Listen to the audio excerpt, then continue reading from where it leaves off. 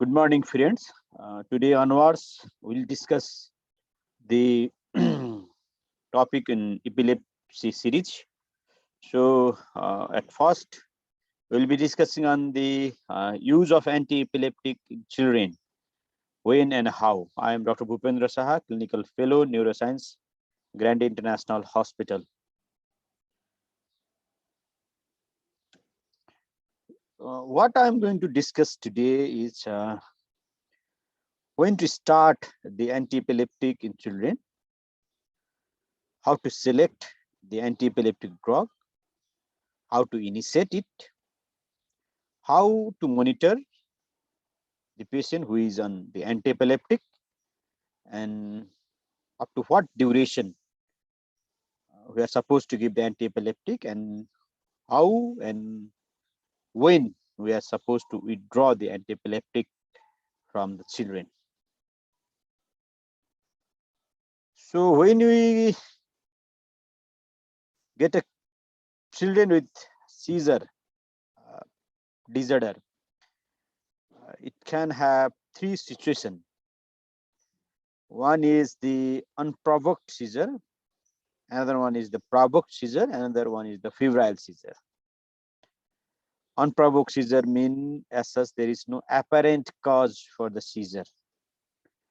Provoked seizure means seizure that is due to some conditions like hyponatremia, hypoglycemia, brain infection, hypocalcemia. This type of the condition can cause the provoked seizure. And the febrile seizure most of the time associated with the fever.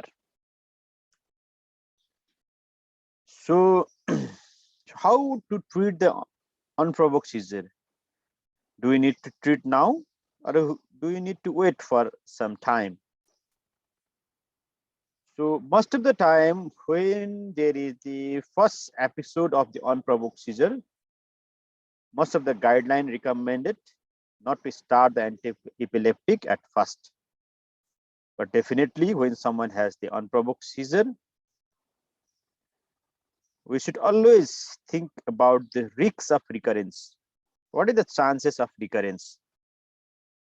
And we have to analyze what will be the difference if we treat early versus if we treat later on. So risks of seizure recurrence after unprovoked seizure. If there is a child in the emergency room or in the OPD who has unprovoked seizure, then the presence of prior neurological insult like brain injury or significant brain MRI finding like gliosis, calcified lesion, or the abnormal EEG finding, if there is abnormality in EEG, these all parameters is a risk for the seizure recurrence in a patient with the first episode of unprovoked seizure. And in that context, we may have to start the anti-epileptic in the child. If the child with the first unprovoked seizure with prior neurological insult, significant MRI finding, or abnormal EEG, we may have to think of starting anti-epileptic. Other indication of starting the anti-epileptic in unprovoked seizure is the at least two or more than 2 episodes of unprovoked seizure is the indication for starting the anti-epileptic in children. This is the study done by Leone ML, where they have seen what will be the difference if we treat the child the early or if we defer the treatment for the later on. Definitely, treatment of the first unprovoked seizure seems to reduce the risk of relapse, but does not affect the long-term prognosis of epilepsy. However, treatment seems to carry high risks of side effect, and decision to treat a first unprovoked seizure should be individualized based on clinical, legal, and socio-cultural factors. So we are not supposed to treat each and every patient with the first unprovoked seizure because it is not going to make make the difference in long term. And definitely, if you start the antiepileptic in a child, then definitely they will have more side effects with those antiepileptics. So for the first unprovoked seizure, it should be individualized as the study has shown.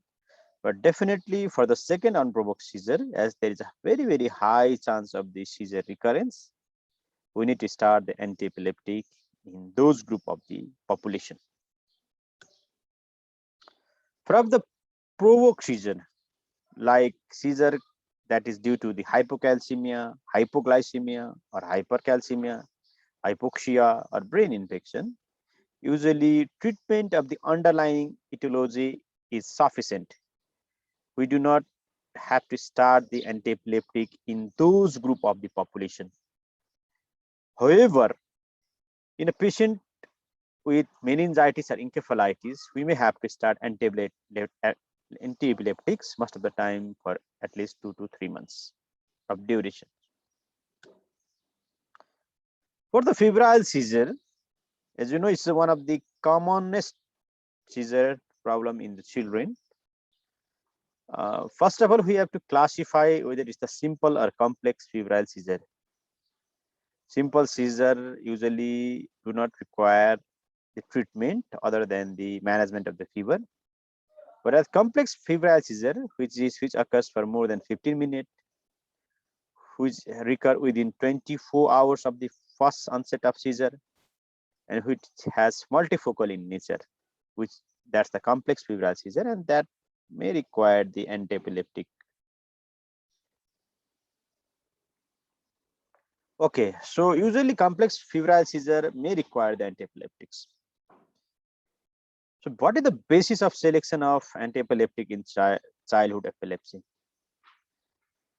Definitely, we need to think about the seizure related consideration, like whether it is the unprovoked one, provoked one, or febrile seizure. And what is the type of the seizure, whether it's the focal seizure, generalized seizure. Okay, we have to think about that conditions because the treatment of choice is different for different scenarios. Similarly, we have to also consider the drug pharmacokinetics, its cost, formulation, and adverse drug reactions. So seizure related consideration, like if someone is having the infantile spasm, then the anti-epileptic of choice is ACTH.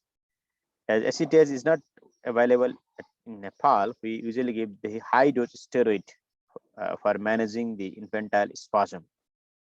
Whereas absence seizure is managed with ethosuximide and the valproate. And juvenile myoclonic epilepsy, which requires the broad spectrum anti-epileptics like valproate for its management, where in that condition, if we start the narrow spectrum antibiotics like carbamazepine, oxcarbazepine, that they can precipitate the seizure episode in GME. So we don't start those drugs in GME.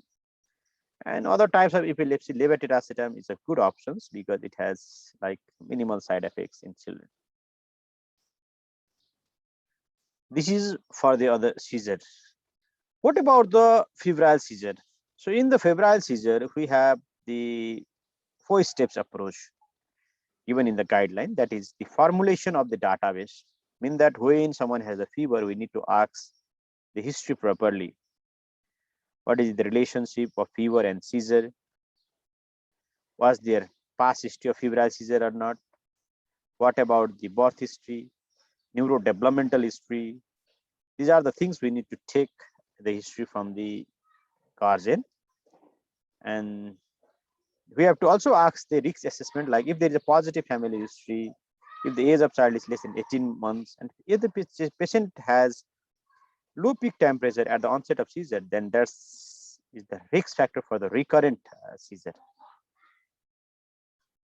And we have to select the patient. If this is a simple seizure, then we can manage in the home. Otherwise, if there is a neurological deficit and more than 3 risk factor for recurrence, then patient may need to admit to the hospital for a while.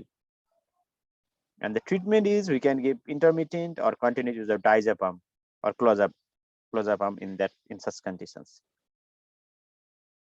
So If the seizure episode is less than 5-minute duration, it may not require any antiepileptics.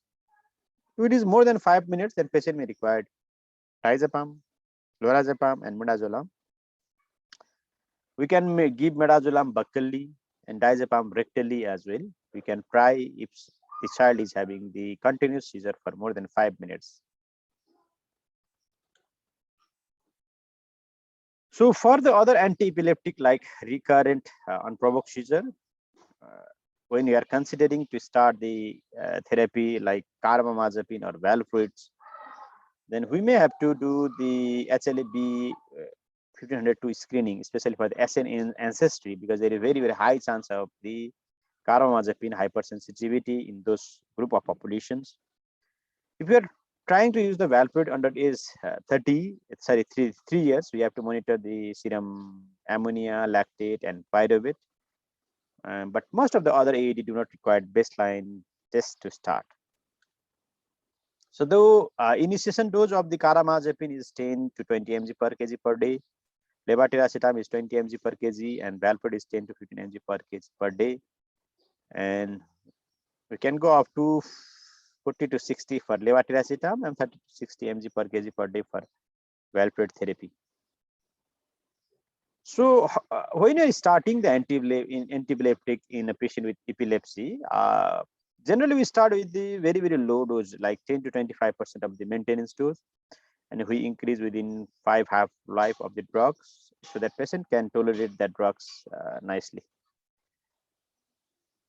So what about the withdrawal? If you keep the patient oxcarbazepine, carbamazepine, levetiracetam, or valproate, most of the time we withdrew the seizure after 2 years of seizure free period, and on withdrawing we have to slowly taper.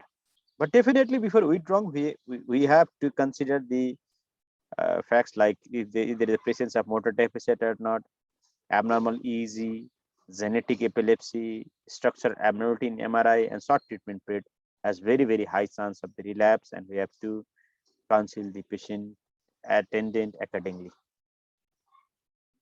So sometimes we have to do the serum drug level monitoring, and if a patient is in valproate therapy, then we have to monitor liver function tests. If they are in the carbamazepine therapy, we have to do CBC.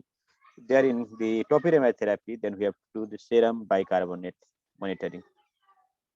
So as you are treating the patient with anti-epileptic, definitely we need to monitor the psychiatric and behavioral health of the child, because there is very, very high chance for development of the depression and suicidal ideation in the children. Thank you so much for your attention. If you have any queries, you can write in our comment section.